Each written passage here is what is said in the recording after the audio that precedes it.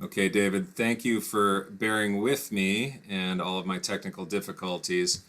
Thanks for the program. David McLanahan earned his Doctor of Medicine at Temple University Medical School, was a 35-year as a general surgeon, 26 years in the Seattle area, and a professor of surgery a clinical professor of surgery at UW, and he worked at Pacific Medical Center and others. And he currently is the National Board Advisor and Coordinator of Physicians for a National Health Program Washington chapter.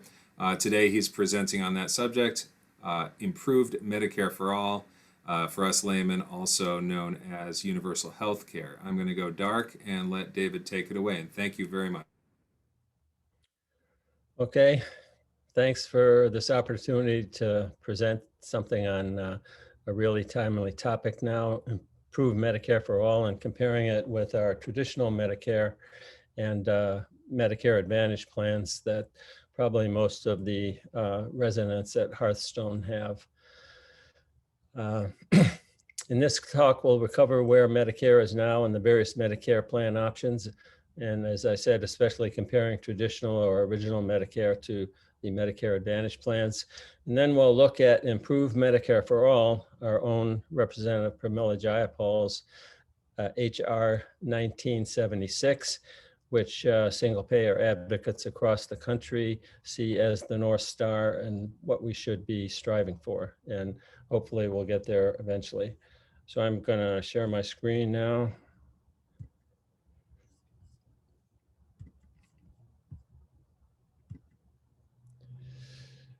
Okay. So this is the title of my talk, Where We Need to Go Now. Let's see how I advance the slides here. Okay, first, where we are now with our traditional or original Medicare, which has lots of problems.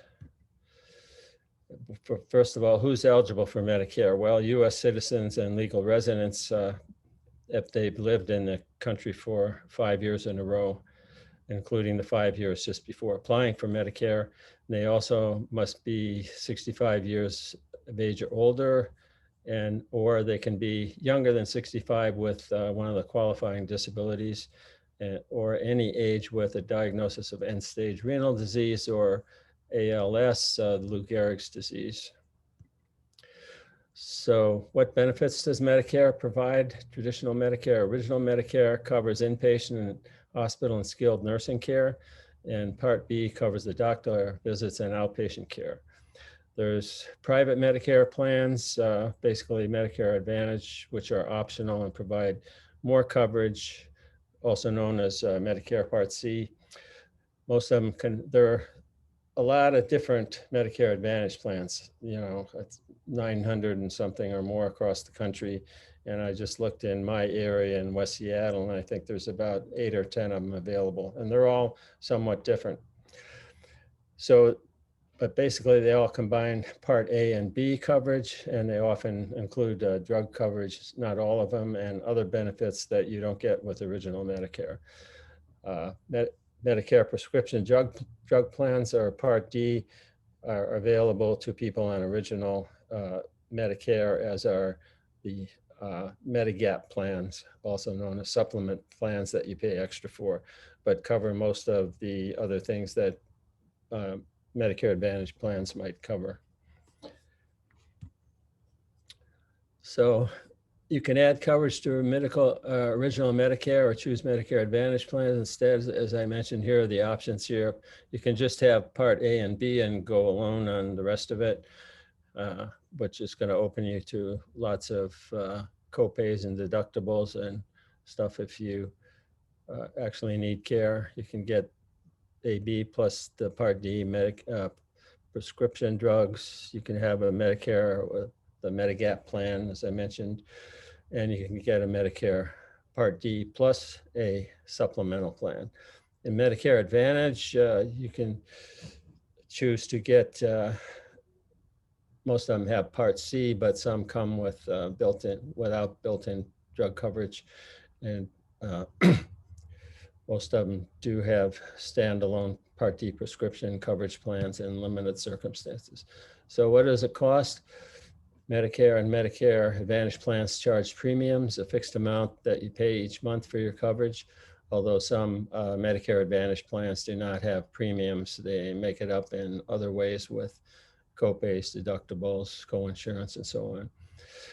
You also pay a share of the cost for the services you receive. As I mentioned, 3 types of payments you may be charged are deductibles that you have to pay out of pocket unless you have a Medigap coverage plan. Most Medigap plans coverage much of the deductibles. Copay similar, it's just what you pay when you receive services, a fixed charge, and co-insurance is a percentage of the cost for the services that you pay when you receive the service. Medicare might pay 80% of the covered services, and that would mean 20% you'd have to pay. So original Medicare versus Medicare Advantage. Well, if you just look at it, it looks like Medicare Advantage looks better because there's a cap on Part B expenses, which are the doctor's expenses. So if you reach a certain amount out of your pocket, you don't have to pay anything higher than this. Whereas in original Medicare alone, there are no caps, and you'd have to pay out of pocket unless you have a supplemental Medigap plan, which will cover those. Drug coverage, original Medicare does not have drug coverage where Medicare Advantage does. And this is interesting because Congress refused to allow traditional Medicare to negotiate with drug companies. Let me see if I can go back here. Yeah. So that was Congress putting their foot on the scale so that Medicare Advantage had advantages. We couldn't, on traditional Medicare, negotiate the drug prices and get them way down. You know, we're paying twice as much as any other country that is able to negotiate, and the VA is able to negotiate and so on. And there's cost for drugs is much less. Traditional Medicare doesn't have dental, hearing, or vision, and most of the Medicare Advantage plans cover those to some degree, and the Medicare Gap plans can cover those to some degree. If you look at the administrative costs, here's where original Medicare is much better than Medicare Advantage, because the administrative costs to administer Medicare are only 1.8% of the money they take in, versus Medicare Advantage, 18.8% of what they take in goes to administrative costs. That's because they have to have money available to sort through charts and look to see how they can deny care and things like that. Okay, price comparison. If you look at the bottom line here, monthly premium for Medicare plus a Medigap is about $172 a month.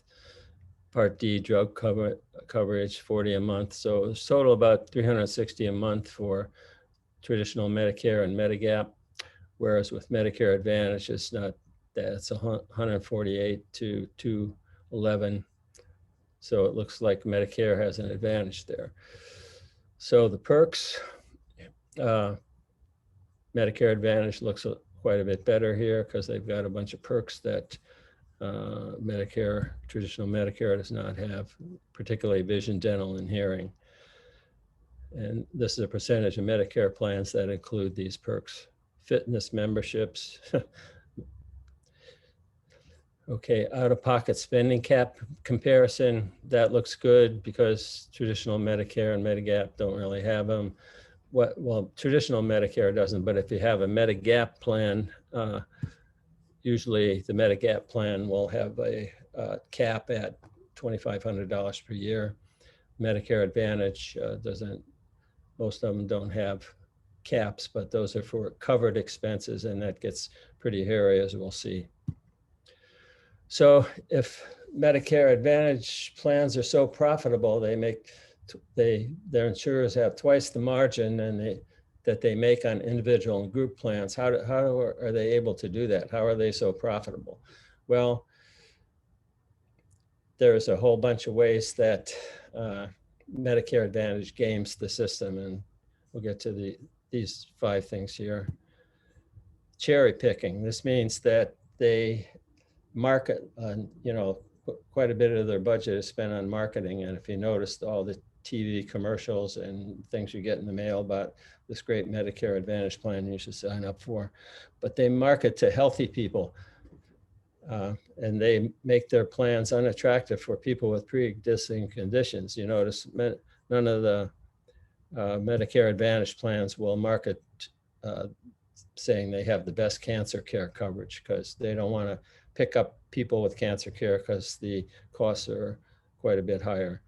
And also a lot of them don't cover cancer care hospitals because of this, for the same reason. They don't want people with cancer to join, and many of those people before they join have doctors in those cancer care centers. And the opposite of cherry picking is lemon dropping, which means that if somebody gets into a Medicare Advantage plan, they will figure out ways to get them to drop out of it. They can change the formulary, they can drop the doctors that you have or your specialty hospitals, as I mentioned with cancer care clinics. And sometimes they don't even tell the doctors that they're not in the system anymore. And denial, this is if your doctor submits a claim for you, there's a much higher percentage of denial than in traditional Medicare, which basically is very rare. But if Medicare Advantage can deny your charge, then you have to pay for it yourself. So most of the things that Medicare Advantage pays for, the doctors have to submit a pre-authorization. And this is where the Medicare Advantage administrators can say, no, we're going to deny that. They don't really need it, or there's a different option available. And it's pretty arbitrary and difficult to get that to overturn. But if people do overturn, there are really high overturn rates, meaning that if your doctor submits a request to take another look at what the charge was submitted, the overturn rate is really high. I think 70 or 80% or 75% on average. And if you look at down here, this is okay with Medicare Advantage plans because 99% of the pre-authorizations that are rejected are never appealed. So they make out there. And so the overturn rate this is the overturn rate right here, 71 to 90% on average, indicating that Medicare Advantage was gaming the system, trying to, avoid paying charges so they can increase their bottom line. So here's the Inspector General's report on claim denial. And Medicare Advantage plans are very typical, for paying, fraud charges. So then another thing is gaming the cap, when a cap is not a cap. Because if you get some medical care that's not within the Medicare Advantage panel, it doesn't go towards your cap. And their panels are restricted, and oftentimes you don't know whether you're going outside of the Medicare Advantage's panel or not.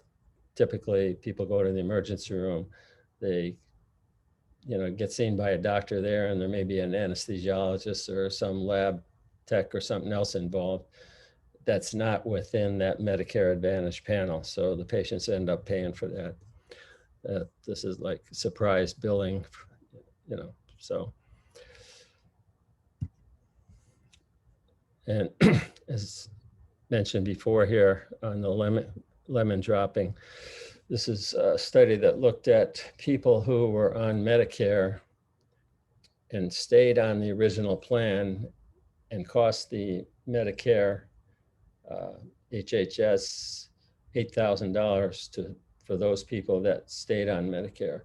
If they switch to Medicare Advantage, they only cost $6,000 to the HHS. This indicates that those people who switched had much less need for care. They were healthier people, which is what Medicare Advantage advertises for. So, but if you look at Medicare Advantage enrollees who are hospitalized, you know, that they do reasonably well. If there's just a 3-day hospital stay, they, you know, only 2% above traditional Medicare. But if there's a 5, 7, or 10 hospital stay, they get increasingly large charges above what traditional Medicare would cost the patient. So as a bottom line, the Advantage, Medigap, the quality of care, continuity of care, peace of mind favor the Medigap route. This is Medicare versus, I mean, having a Medicare Advantage plan versus having a Medigap plan plus traditional Medicare.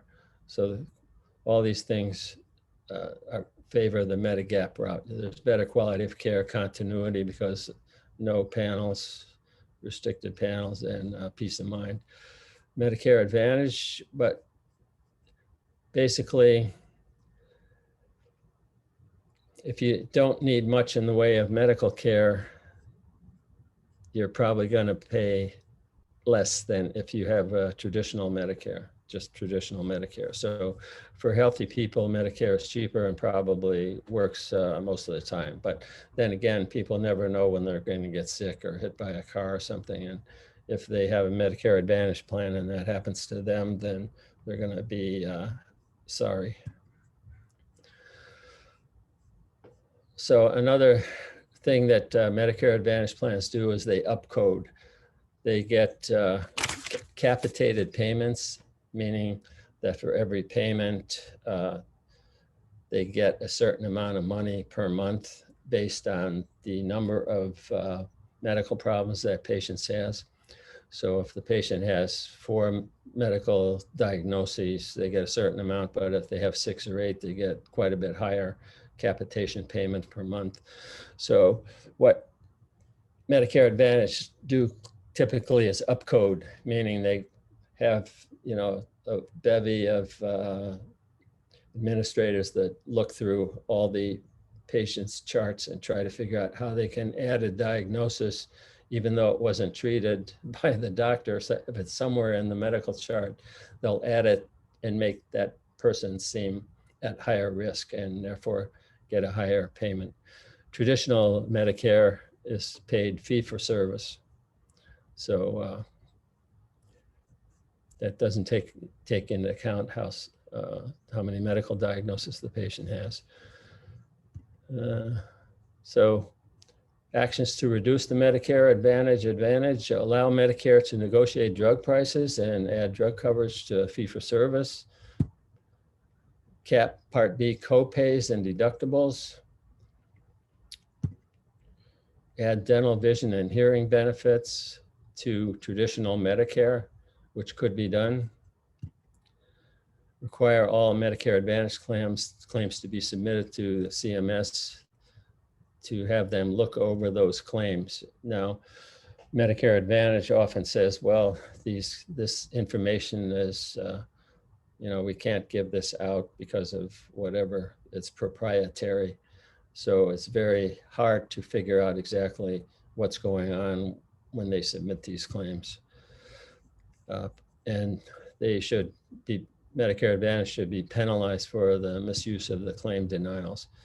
And community rate on Medigap plans or supplemental plans and guarantee opt-in. Another thing that if you're in a Medicare Advantage plan and you want to get out of it and switch back to traditional Medicare, you can do it after a certain period of time, but when you go back, the Medigap plans they're not forced to take you back. They can say, well, this gal's too sick, so we're not going to take him into our Medigap plan. Or if we do, we're going to charge a much higher rate than we would have if they had been in a Medigap plan to start with. Okay, so this is where we need to go. You can see the problems with Medicare. Basically, it only covers about 50% of expenses of a 65-year-old and on. So there's a whole lot of money you got to come up with there from your Social Security or retirement funds or savings. But if you look at couples age 65, the average retirement savings is surprisingly low, less than $100,000, I think. And if you look at then out-of-pocket needs over the rest of their lives, it's something like $250,000 they got to come up with. So Medicare has a long way to go to be the plan that we want it to be, even though it's, got a good reputation. But as we saw, Medicare Advantage plans are worse. So what we're going to look at now is the Medicare for All Act of 2021. This is the Pramila Jayapal Act that she had a similar act in the previous Congress. And this was reintroduced a few months ago and had some improvements even from her previous act. So let's look at this. So this builds on, improves the previous Medicare for All Act. And like the previous bills, all US residents, all ages, these are people who are covered, comprehensive coverage, no copays or deductibles. Equitable tax financing, meaning it's paid for by progressive taxes.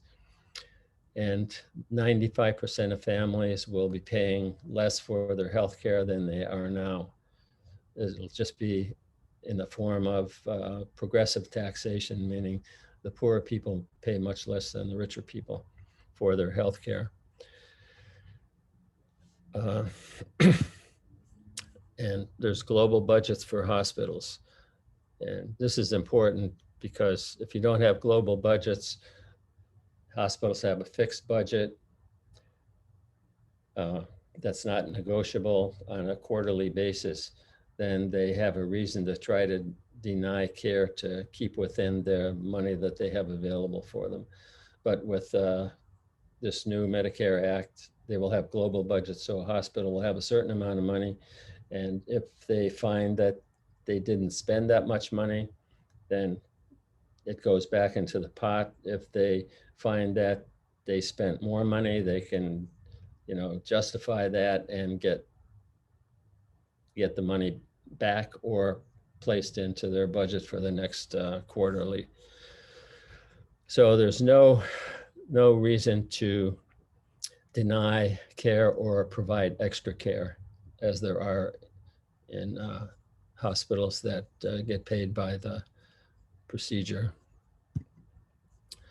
And Pramila's bill has a 2-year transition period. In other words, we go from traditional Medicare to the new Improved Medicare bill over a 2-year period. So what's new?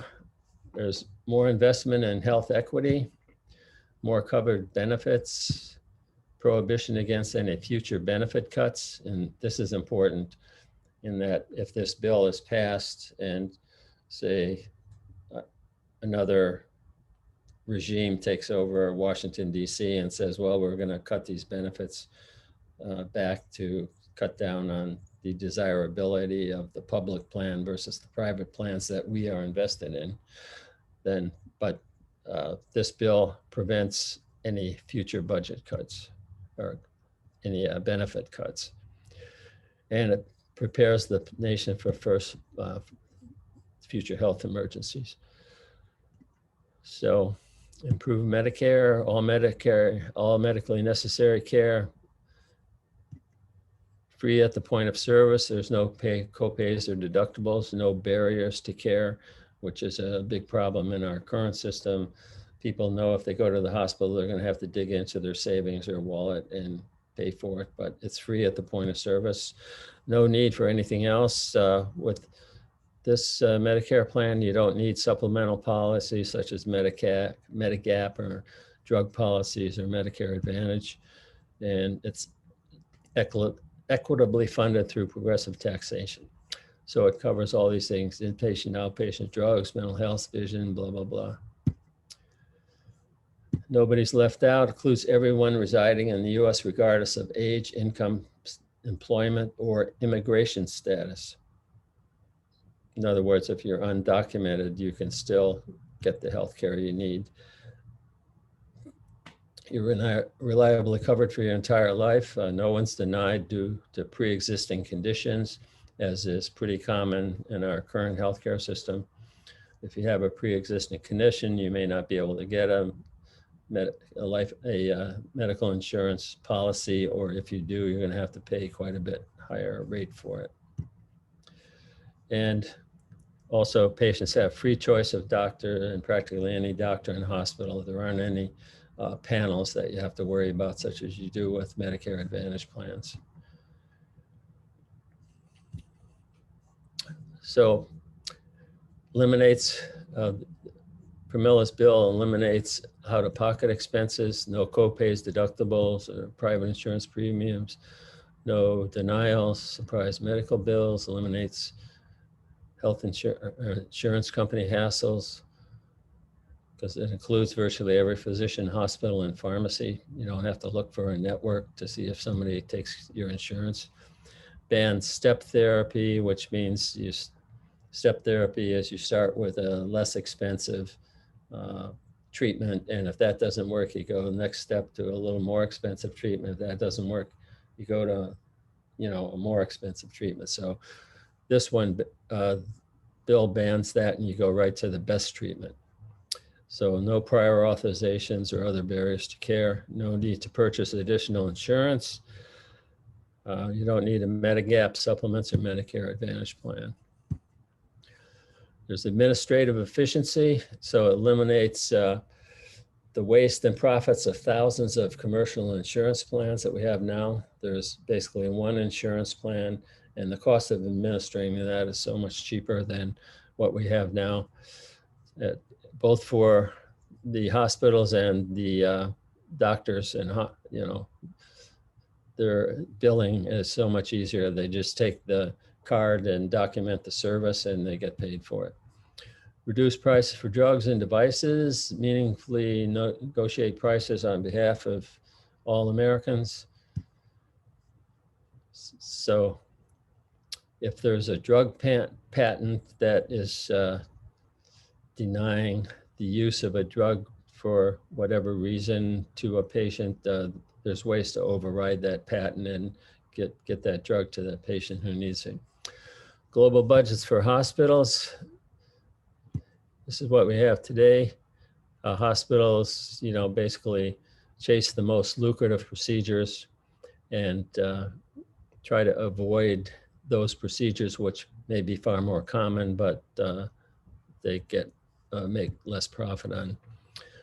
So nowadays, hospitals invest in the most profitable services, and they optimize billing by charging for every little tacky thing, every bag of tea or whatever that arrives in your hospital bed.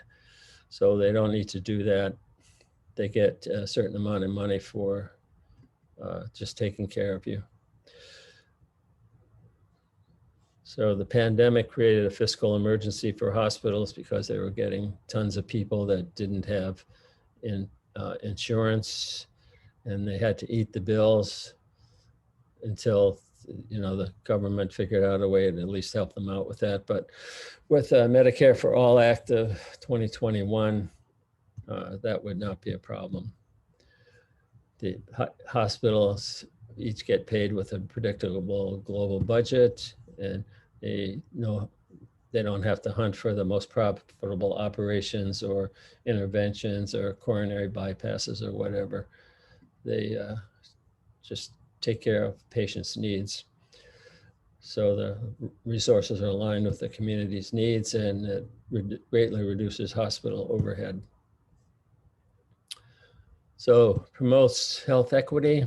There's this Medicare for All Act has a new Office for Health Equity, publicly tracks health outcomes, addresses disparities, and we certainly have a long way to go to get around to overcome the disparities we have for various ethnic groups and income brackets.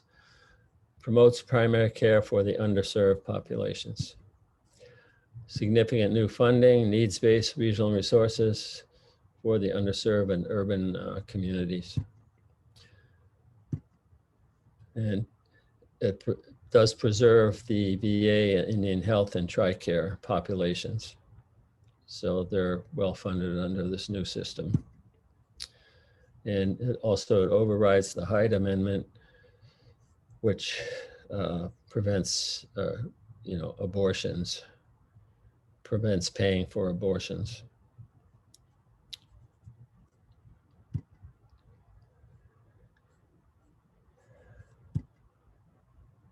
So these are all the groups that are impacted by health disparities now that will be greatly relieved under the Medicare for All, the Improved Medicare for All Act of 2021. So there's more benefits, licensed marriage family therapists and mental health counselors within the system.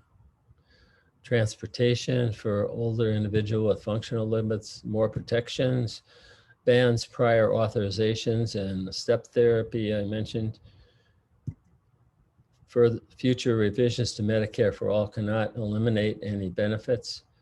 So benefits that you have now will not be eliminated in a future revision of Medicare.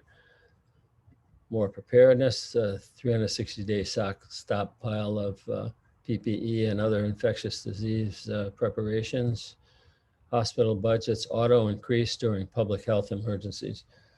In other words, what we had recently with the pandemic, hospital budgets would be increased automatically with all the increased need for healthcare. Protected populations, TRICARE protects care furnished at TRICARE facilities. These are basically, I think, mostly veterans. TRICARE members also are included in the Medicare for All, so they can be treated at veterans hospitals and also in any other hospital.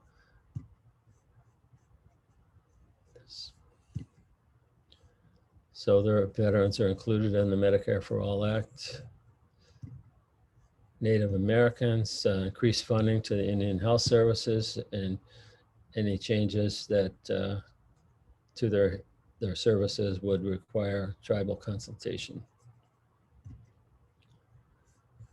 Protects displaced workers, minimum 1% of the budget in the first 5 years to assist displaced workers. These are workers who are doing things like running around figuring out how to bill these patients, every little needle and thread or whatever at their bedside. There are people there who are going to lose their jobs under the new system, but the new Medicare for All Act of 2021 will provide jobs for these people and protect their income for the first 5 years. Wage replacement, pensions, all these things. Pensions, protected. So there's a 2-year implementation of this Premilla's plan. During year 1, current Medicare enrollees can utilize the expansive benefits such as dental and vision. After year 1, automatically enroll all newborns and children up to age 18 and all adults beginning at age 55. So, and also from years 1 to 2, a new Medicare transition buy-in plan is offered. In other words, people can buy into the permanent plan even after year 1. And after year 2, everyone is covered in Medicare for All.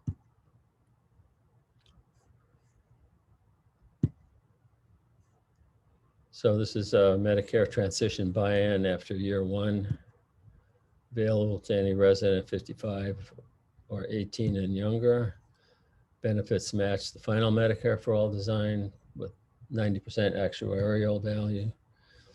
The premiums vary by age, individual versus family, or tobacco usage, but basically not on underlying medical conditions.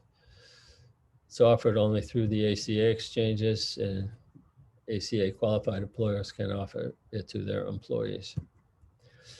And it ends with the effective date of Medicare for All, which would be 2 years after the bill is enacted. So why single-payer Medicare for all? The goals of reform: cover everyone in the USA. Commercial insurance, no. Depends on job. The commercial insurance we have today, no. It depends on job, marriage, or income, and can be lost at any time. Medicare for all, everybody's covered. Cover care for all parts of the body. Commercial insurance, no. Do not actually cover the full range of services, yes. Covers Medicare for all. Free choice of doctor and hospital, no. Many can't see doctors or hospitals outside of the insurer's network, and this is particularly true with nowadays Medicare Advantage plans, which have restricted networks to try to avoid networks that would pick up people with significant medical needs. So with Medicare for all, patients are free to choose practically any hospital provider anywhere in the country. Goals of reform: reduce costs for most families. Commercial insurance, no. They still got copays, deductibles. Medicare for all, yes. Care provided free at the point of service. So there's no reason not to go there for afraid you don't have the money in the bank to cover it. So families will never see a medical bill again. Wouldn't that be nice? Goals of reform: reduce USA health spending. Commercial insurance, no. Insurers have no incentive to reduce spending because they can pass on their costs to others very easily. Medicare for all, it's estimated to save the USA at least $700 billion a year. Improve health equity, no. Commercial insurance and uninsurance exacerbate disparities, whereas Medicare for all eliminates the financial barriers to care and invest in services and facilities for underserved communities. Access to providers, Medicare Advantage, comparing these two now, Medicare Advantage and Medicare for all. Limited panel provider in hospitals, Medicare for all, can see any provider. Patient expenses, Part B premiums they've got to pay, various drug copays, caps on they do have caps on out-of-pocket expenses, but not for out-of-network expenses. And there's a fine line between what's in network and out-of-network, can be finagled. So there's no out-of-pocket expenses with Medicare for all. Coverage, limited, and there are denials of coverage. Basically, all necessary medical care is available in Medicare for all. Quality of care, Medicare Advantage, worse, restrict care to the plans want to decrease the cost to themselves, so they restrict care. And it's much better in Medicare for all because there's no profit motive to deny care. Patient selection, Medicare Advantage recruits the healthy and figure out how to, what's called lemon drop the unhealthy, get rid of them so they don't have to pay costs when they get sick. Medicare for all pays for everybody. Cheating and fraud, Medicare Advantage has the upcoding where they try to get every little possible thing coded to make the patients appear more sick than they are. And Medicare for all, there's no reason to do that. Goals of reform: cost, increased administrative costs in Medicare Advantage, government subsidies. It's 4% more costly than OM.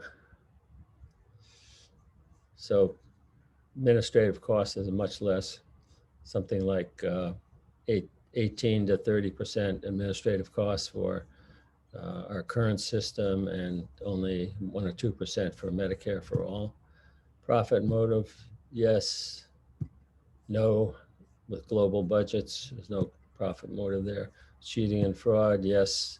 Upcoding Medicare Advantage to make the patients appear sicker than they are and therefore get increased funding. There's no motive to cheat to reduce necessary care here. Okay, so That's it. I'm a member of Physicians for a National Health Program. We're basically a nonprofit, not partisan, member supportive 501c3 organization that's mostly physicians, nurses, and other medical providers, but it is open to everyone. You can go to PNHP, check it out on the internet. Our local chapter is PNHP Washington.org, and we've got a website and we have monthly meetings. Let's see. Any questions, Mr. Program Development? No, I want to say thank you for the presentation. I'm so glad we're recording this. And I don't know a ton about it, and I think a lot of people don't know a ton about it, like most nonprofit, nonpartisan things. There's not a lot of word out about it that's really accessible to people. It's not in the news. It's not, that kind of thing. So there, I wonder, as a doctor who has worked in hospitals, is this something that's going to be beneficial to caregivers and to patients? Because there's a lot of hubbub about I'm going to lose coverage, or the hospitals and doctors are really going to suffer financially and that kind of stuff. So I'm curious about that. You covered a lot of that in your presentation, but that is one of the main misconceptions. Is it's just going to tank the medical system, right? Well, that's what the other side says. But doctors, those employed by hospitals, will be on salaries. That's included in the hospital budget. I think something like 40% or more of physicians nowadays are employed by hospitals. So what was the rest of that question? I don't know. I kind of got lost in there. But there just seems to be a lot of fear about spiraling costs and Oh, hospitals closing and doctors not being able to support themselves. Or, it's just like a big cut. And as a former and current doctor, I mean, you're not a former doctor, but as somebody who has worked in hospitals and somebody who has taught and somebody who has been a doctor or surgeon, you can see it from both sides, right? So I'm just wondering what you generally say when people ask about that. well, a hospital gets a global budget, meaning they get a certain amount of money to do what they do, so they don't have to keep track of every little, IV that they start or a bag of blood that they hang. And this global budget is negotiable. Yep. I'll just hang up. Is We'll edit that out negotiable. later. It can be it hasn't been worked out in the bill yet, but it would be every maybe 4 times a year or twice a year or even a year, so that they would have a certain amount of money to work with. But if they can justify that they needed more, they'll be able to make up for it next time, or there's no need to game the system here. Yeah. It's a global budget, not, you don't get paid for each individual thing you do. And this is, really the way to go. Yeah. It sounds like the coverage would follow the care as opposed to the other way around. So The other that's thing is global budgets are really good for hospitals out in the boondocks. I shouldn't say that, that's a pejorative term, but out in the country that are kind of have a population base that isn't as wealthy, yeah. but still has the needs. Right. So those hospitals will get a global budget to take care of those people. So those people won't have to drive 200 miles to get to Seattle or whatever to get something that their local hospital can't afford because they don't have the equipment to do it or whatever. Or the doctors are migrated away from there because they couldn't provide for the families or whatever. So global budgets are really going to help rural hospitals. Yeah. As That well as, sounds. as well as inner city hospitals that take care of lots of poor people that don't have insurance or didn't have insurance under the current system. They'll Right. all have insurance now. So that's gonna, solve that problem. Yeah, it sounds like it would level the playing field in a number of ways. So that's good to know. Okay, well, thank you so much for the presentation. And so many people are going to be watching this on our TV channel. And hello, viewers of the future. Always happy to have you present, David. I really appreciate your time, your eloquence, and your passion for this topic. And well, well, I could give an advertisement. There's going to be a Medicare for All March in Seattle on July 24th, starting in Westlake Center and going to Seattle Center. So okay, wonderful. it's at 1 o'clock, and we'll have programs there. And so, Okay, it's just under 2 weeks, so get some more information. The website was up there, and thanks so much. Have a enjoy this sunshine, and I'm sure we'll see you again soon. okay, hope so. All right, thank you. Bye.